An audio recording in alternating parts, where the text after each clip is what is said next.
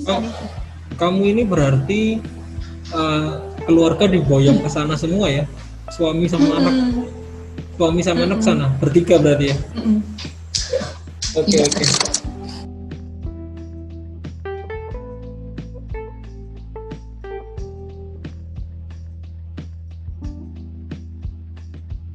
Ini eh, konten yang kayaknya bukan hanya buat YouTube ini, saya juga butuh kayaknya.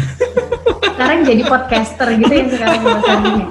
Ya nggak Ya, juga yang ya. mengikuti zaman berarti nih. Kalau kalau ada waktunya aja. Oh gitu. Iya, Tapi iya. gimana kalau di Indo kabarnya gimana sih? Gimana? Steve di Indo gimana? Di Steve sama di Indo mostly kabarnya gimana?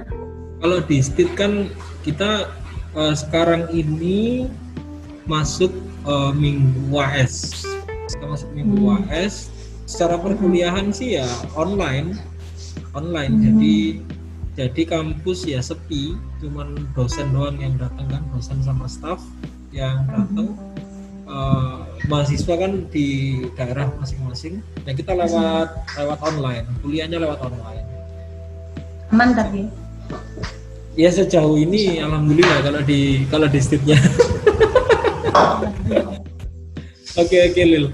Oke ya ini jadi kan saya pengen ya ngobrol lah, nanya-nanya sama Lila. Karena gini, sebelumnya kan saya sudah pernah ngobrol sama Yunda, ya kan? Yunda itu nerima beasiswa LPDP di UI. Terus Fafa itu di NTU di Singapura. Sama kemarin itu Papanya Lutfi kan ya? Iya, Lucky. Lucky kok Lutfi ya. Lucky. Lutfi kan baru nikah. Gimana sih? Oke, Kalau oke. Lutfi kan ini Tika. Tika. Terus ini apa? Sepupu itu kuliah di Belanda. Di Belanda. Tapi kan tiga-tiganya kan magister, ngambil master kan. Kalau kamu kan yang doktoral. Jadi yang pertama lah gitu ya. Yang pertama. Nah, ini pengen tanya-tanya. Yang pengen saya tanya dulu itu ini kaitannya sama apa ya, lembaga yang kalau 3 orang yang tadi yang kemarin saya wawancara itu kan LPDP. Mereka dapat beasiswanya dari LPDP. Kalau Lila ini dapatnya dari mana? Bisa cerita? Oke, kalau saya itu penerima beasiswa atau awardee beasiswa MORA, namanya MORA, terkenalnya MORA, 5.000 dokter. Maaf ya. Jadi MORA ini dari Kementerian Agama. Jadi Kementerian Agama itu punya beberapa sub kan, kinerja, unit kerja, salah satunya pendidikan tinggi atau perguruan tinggi Islam. Nah, di perguruan tinggi Islam itu ada alokasi dana untuk beasiswa guru-guru yang ada di bawah sekolah tinggi Islam atau universitas Islam kayak UIN atau STI, STAIN atau IAIN atau STIB juga termasuk. Nah, untuk bisa sekolah doktor, modelnya seperti itu. MORA itu kepanjangannya apa sih? MORA itu bahasa Inggris dari Ministry of Religious Affairs, alias bahasa Inggrisnya Kemenak. Alias bahasa Inggrisnya Kemenak, Mas. Loh, makanya aku bingung apa MORA ini kepanjangannya. Oh, kurang populer ya. Kemenak maksudnya ya. Kemenak betul. Berarti jalurnya itu beda dengan LPDP ya? Beda. Jadi kalau untuk jalur yang saya ini biasanya rata-rata orang-orang sudah punya profesi.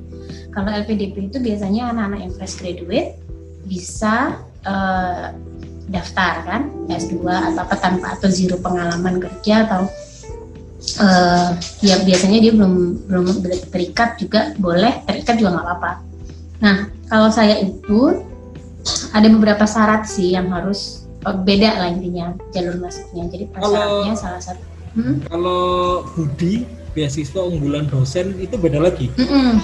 Beda lagi. Itu konsepnya hampir sama seperti yang saya dapat MORA, cuman bedanya kalau Budi di bawah Menristek Dikti. Cuman per tahun berapa ya saya lupa, 2000 something mungkin 2018 mungkin. Budi itu sudah diambil alih oleh LPDP.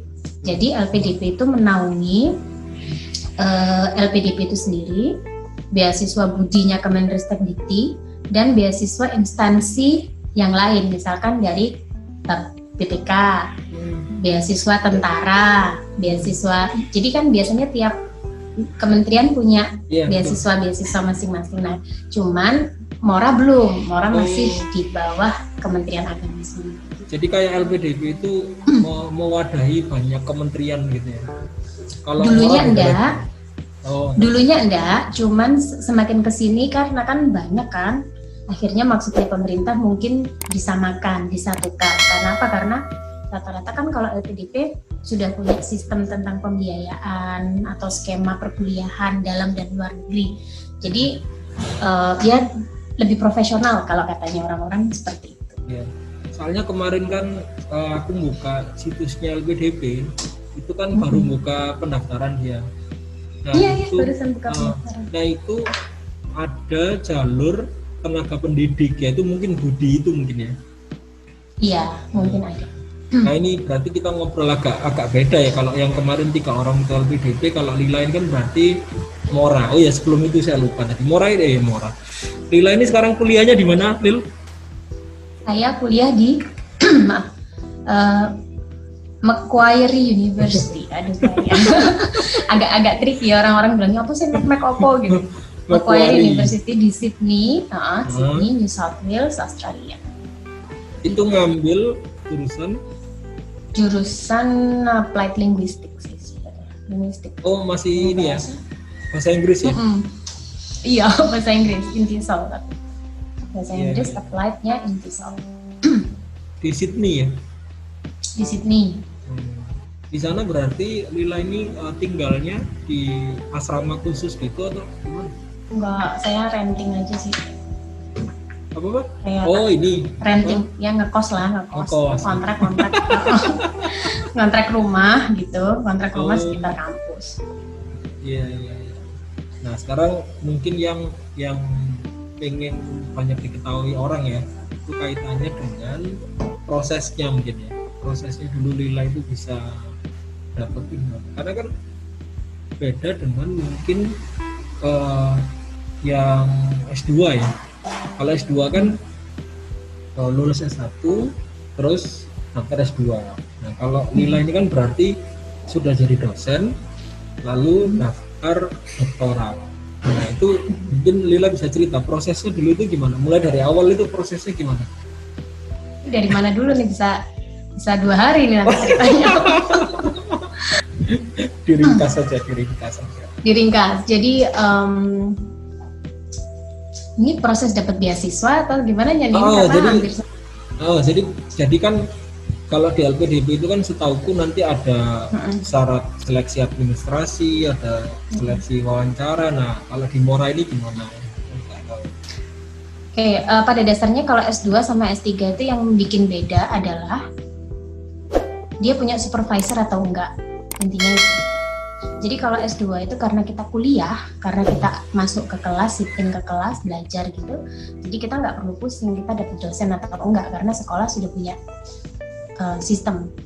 Beda sama S3 itu rata-rata dia ngeriset langsung. Jadi kalau kamu datang, kamu tahu apa yang mau kamu riset, ya bisa. Tapi kalau nggak bisa, karena rata-rata nggak ada kelas.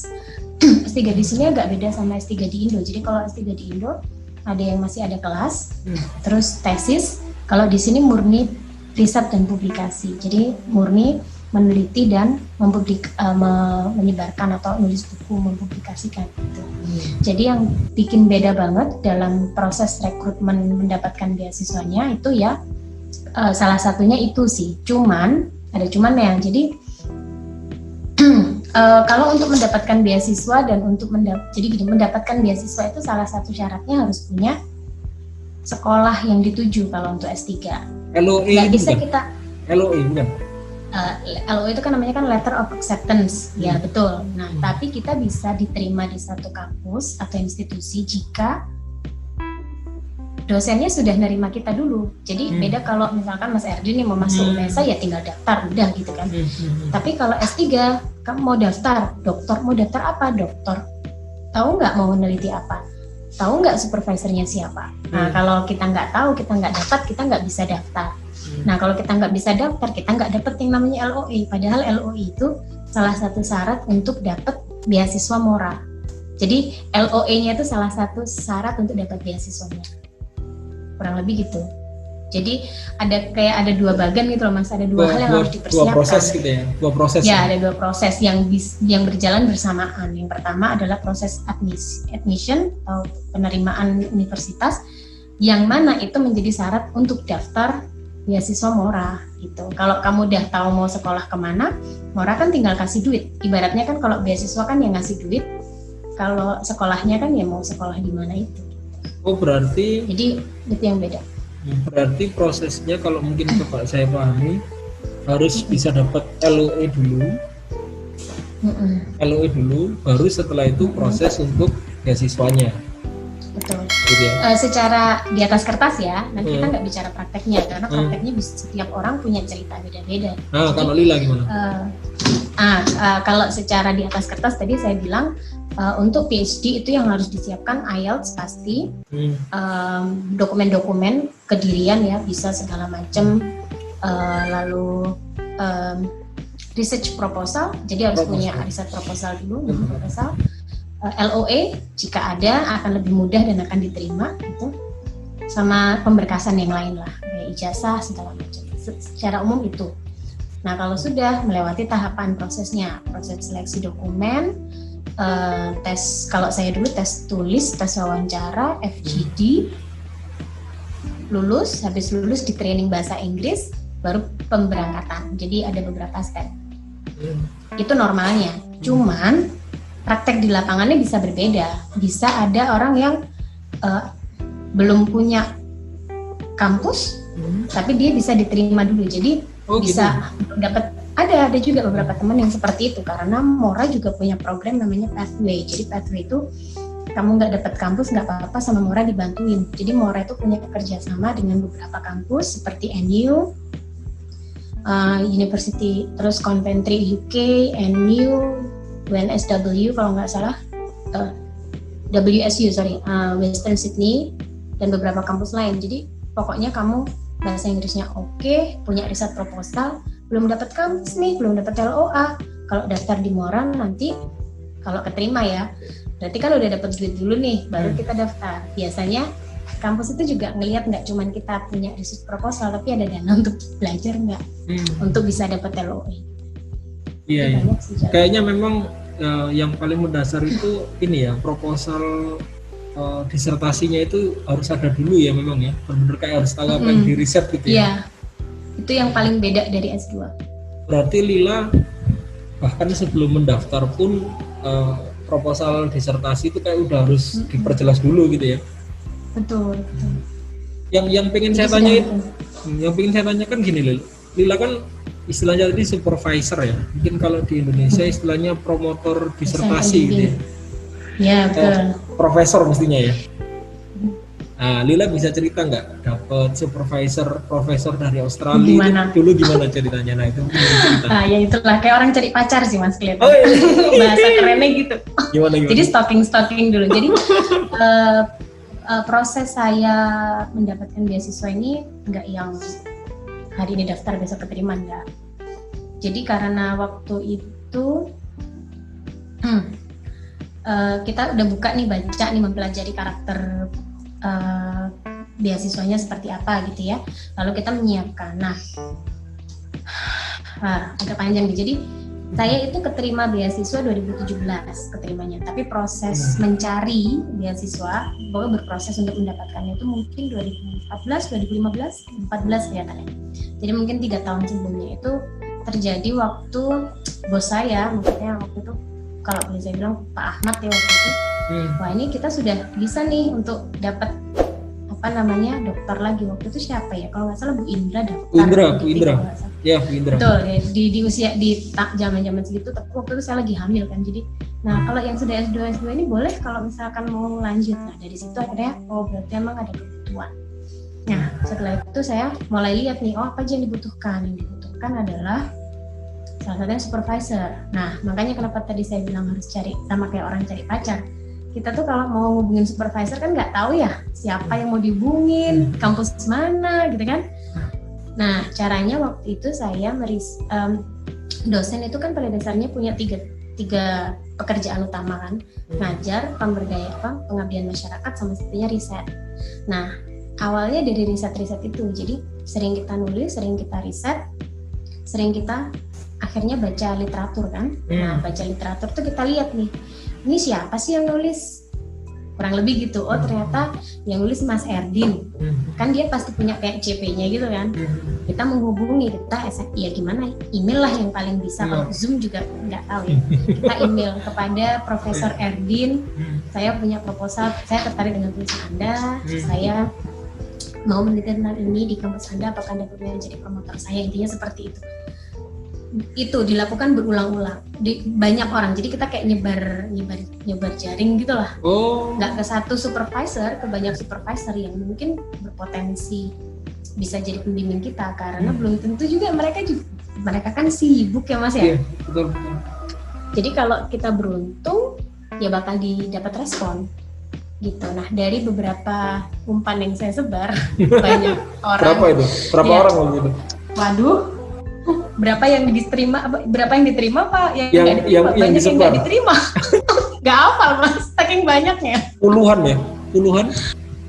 Not sure, mungkin ya. Tapi saya dapat feedback itu dari ada 3 supervisor, ada 2 sih yang agak intens, tapi ada 3 yang memberikan balasan. Jadi banyak itu cuman nyantol 3 dan nggak sehari loh. Jangan harap kita SMS terus besok dia bales, nggak bisa. Bulan depan bisa, bulan depannya lagi bisa, mungkin tahun depan, kita nggak tahu. Nah saya itu dulu dapat jawaban pertama dari supervisor dari Queen University of Belfast, UK. Gitu. Awalnya dari situ, makanya kenapa di program booknya Speed saya keterima jadi di situ, karena pertama kali saya diterima dari sana gitu. Nah ya udah akhirnya koresponden itu berjalan. Biasanya tulisan kita minta direvisi, terus dia ngasih konfirmasi, iya saya menerima Anda. Nah setelah iya saya menerima Anda, kita baru masuk ke admission, kita daftar. Saya Lila mau daftar, supervisor saya ini, kurang lebih gitu. Nah kalau untuk kasus saya Mas, saya sudah dapat LOE itu 2015 mungkin ya, 2015 atau 2016. Jadi mungkin setelah 1 atau 2 tahun pencarian supervisor itu baru dapat. Lalu saya buat daftar Mora. Nah, oke, sudah keterima, cuman ada kendala teknis. Jadi harusnya saya berangkat 2018. Cuman pendanaan saya cairnya di 2018 akhir. Jadi kurang nututi lah ibaratnya. Di defer pun nggak bisa. Akhirnya untungnya ada ini supervisor dari Macquarie juga yang kita juga korespon. Jadi berarti gini ya, berarti kita nebar jala ke banyak profesor itu. Teknik saya ya, itu teknik saya. Nanti kalau nyantol, teknik bodoh-bodohan. Nanti kalau nyantol, maka di kampus di mana profesor itu ngajar kita akan daftar, begitu ya berarti ya? Betul, kurang lebih seperti itu.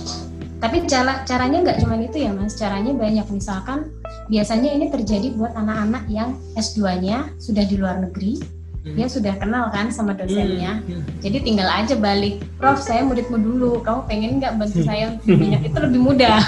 Kalau saya nggak, saya babat alas. Jadi kayak cap cip cup gitu loh. Tapi sebelum cap cip cup juga mikir, oh ini kelihatannya ada potensi jadi supervisor ini. Itu kalau misalnya Lila kan mungkin ini ya, karena jurusannya bahasa Inggris, bisa jadi alternatifnya lumayan banyak ya. Yang saya tuh bayangkan tuh gini loh, kalau misalnya kita di STID itu kan ada yang misalnya spesialisasinya itu manajemen dakwah. Misalnya manajemen dakwah. Saya tuh bayangin kalau di luar negeri itu ada nggak ya gitu, maksudnya ada nggak ya kampus ya, harus dikepoin Mas, kampus banyak sebenarnya. Kita yang riset jadi ya. Kita harus riset. Jadi mungkin di langkah awal bisa mulai ikut konferensi yang umum. Jadi misalkan kayak konferensi Islamic Studies. Islamic Studies itu kan nanti rumputnya banyak kan, bisa Islam, bisa apa macam-macam. Nah, mungkin aja ada yang nyelip manajemen. Karena semakin, kalau yang saya pelajari ya Mas ya, pendidikan S3 di luar negeri itu semakin spesifik gitu. Jadi misalkan manajemen di sini tuh manajemen kesehatan ada, manajemen umum ada, manajemen bisnis ada, manajemen banyak. Nah mungkin dakwah juga ada. Kalaupun nggak ada ya, kalau ada orang yang tertarik dan banyak yang belajar bisa dibukain fakultas baru itu nanti. Nah, inisiatornya nanti Mas Erdin. Ada. Bisa. Ya, Tapi umumnya kalau Islamic Studies itu umumnya dan banyaknya itu kalau di Sydney adanya di daerah Monash atau Melbourne ini itu kan ada Gus siapa sih namanya, Prof Nadir yang Shahhosen, ya. Prof Nadir Shahhosen itu juga penggiat. Lalu kalau di Australia yang agak atas itu ada di daerah mana, Albury kalau nggak salah, saya lupa nama kampusnya, USQ kalau nggak salah, South Queensland University atau apa, itu juga ada yang khusus Islam gitu loh yang ada gitu ya. Kalau di atas McGill itu sudah, WSU juga banyak. Kalau di Sydney, di Western Sydney Australia itu juga ada. Lalu kalau di atas cuma McGill sama UK itu juga banyak. UK, jadi memang kita harus UK Inggris maksudnya ya. Itu juga banyak. Biasanya di daerah-daerah Manchester itu banyak ada penelitian gitu kan, Muslim banyak di sana. Terus kalau yang di Kanada adanya yang McGill itu yang banyak. Ya memang kita mungkin, kalau saya dapat info gini karena memang banyak teman-teman yang kalau di kampusmu apa sih spesifikasinya, apa sih lagi neliti apa sih yang lagi hits. Nah kita juga harus update tuh sama yang begituan. Yang saya pernah tahu itu memang ini sih, Islamic Studies itu memang yang agak banyak ya. Kalau di luar negeri itu kayak Islamologi lah gitu ya. Kalau di UINSA kan di Rosa Islamiyah, kalau di luar kan Islamic Studies itu memang ini sih. Betul. Berarti kayak Prof Nadir Shahhosen tuh mungkin bisa ya didekati gitu ya. Bisa, kenapa enggak? Kalau beliaunya mau enggak tapi nyebut sih Mas. Soalnya kan di sini ada. Dia itu ngajar di sana berarti ya, di Monash ya, di Prof Nadir. Betul, setahu saya Prof Nadir itu memang PR sini ya. Memang dia kan residen sini. Dan dia memang ya diasporanya sini lah Mas, kerja bener maksudnya, bener. Jadi kalau di WSU Western Sydney itu kalau nggak salah Prof siapa ya namanya, saya lupa. Prof yang kemarin ngisi di UINSA, Prof Askal tuh kalau nggak salah juga profesornya kampus itu. Pernah dengar Prof Askal nggak? Ininya itu orang Indonesia. Education. Orang Indonesia. Iya, Prof Askal itu adalah orang yang tanda tangan dan beasiswa saya cair. Karena beliau lah beasiswa saya cair ya. Dia orang Kemenak, bagian Dirjen Pendidikan Islam, dan karena beliau lah, waktu beliau punya afiliasi kalau tak salah dengan Western Sydney Australia, gitu. Makanya bisa mengekspor banyak orang Indonesia ke sana karena ada kedekatan instansi. UINSA itu ya? Bukan UINSA Indonesia dengan kampus ini. Jadi karena Indonesia ada berafiliasi dengan itu, Kementerian Agama berafiliasi dengan itu, jadi ada ya agak dekat lah hubungannya mesra kampus itu dan Kemenak. Kalau apa namanya, kaitannya dengan persyaratan misalnya di Mora ya, itu kan pasti ada standar TOEFL, ada standar IELTS. Itu disamakan atau beda standar? Maksudnya untuk beasiswa standarnya apa, untuk ke kampusnya atau gimana? Mungkin Lila bisa cerita.